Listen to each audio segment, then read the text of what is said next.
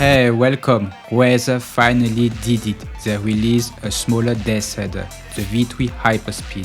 Hyperspeed is more the budget category from Razer, but in this case the Deathadder V3 Hyperspeed is not so low profile compared to the bigger brother, the Pro version.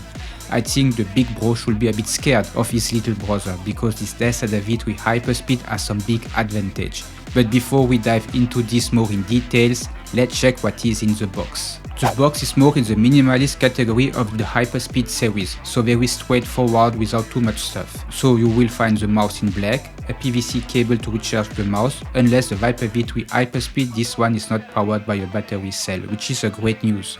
With the mouse you will get this dongle and adapter, this one goes up to only 1000 Hz. They claim a 100 hours of battery life in 1K mode, but it's also compatible with Razer Hyper polling dongle, and so it can go up to 8000 Hz polling rates if you have or purchase the extra 8K dongle. You can hide the 1K dongle in this little storage place here. For the rest you will find the manual and stickers.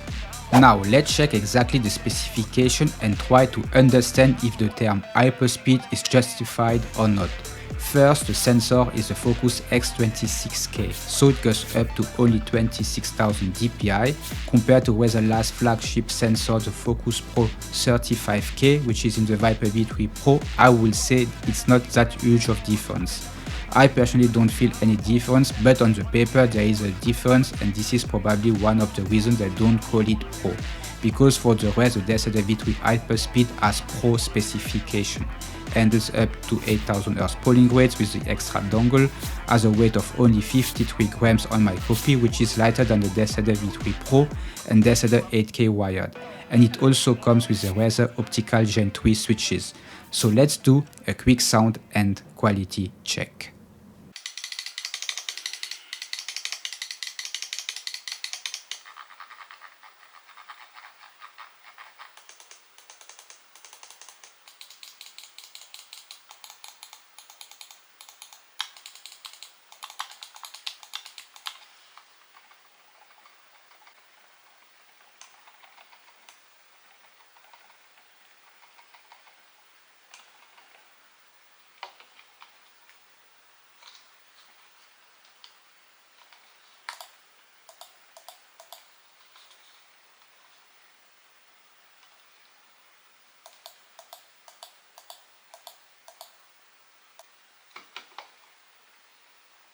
The optical Gen 3 switches are okay. It's not my favorite clicks feeling, it might feel slight, but it lacks of feedback or responsiveness, which is known from these switches.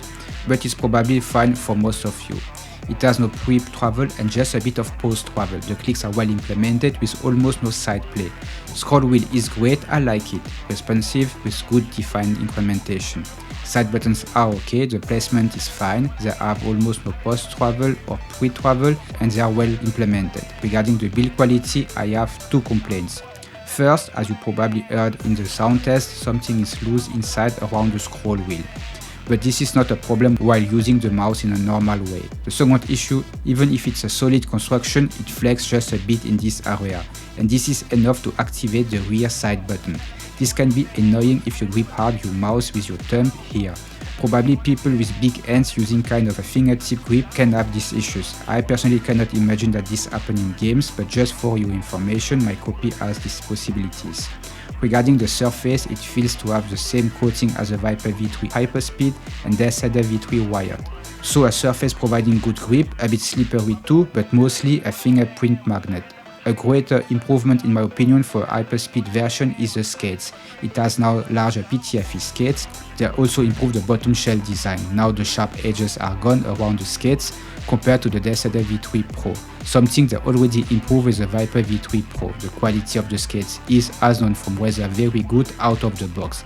I don't see any reason to change them unless you want to use your favorite third-party skates. Regarding the shape and size, as mentioned before, this Deathadder V3 Hyperspeed is a smaller version of the Deathadder V3 Pro. I will say it's somewhere between the X Lite Mini and X Lite Medium from Pulsar.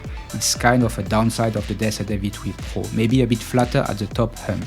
A better ergo shape in my opinion. It makes it more versatile. Depending on your hand size, you can use easily a palm grip for smaller hands gamer, a relaxed claw to an aggressive claw for medium hand size gamers, and an aggressive claw or fingertip grip for the gamers with bigger hand size. So in some case you have the freedom to switch your grip style easily. That is my opinion the reason it's an improved shape. About the performance in gaming, everything works flawless with the 1K dongle as well as with the hyperpolling dongle if you plan to purchase this one separately.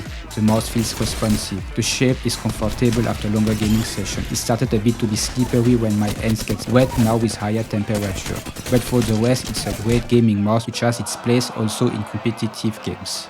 To sum up, Razer did a great job on this Deathadder V3 Hyperspeed, despite some QC issues on my copy. But I guess it's not a big deal. In my opinion, they could have made this one a Deathadder V4 Pro, right off the box with the last gen and with this improved shape and size compared to the V3. But they decided to call it V3 Hyperspeed.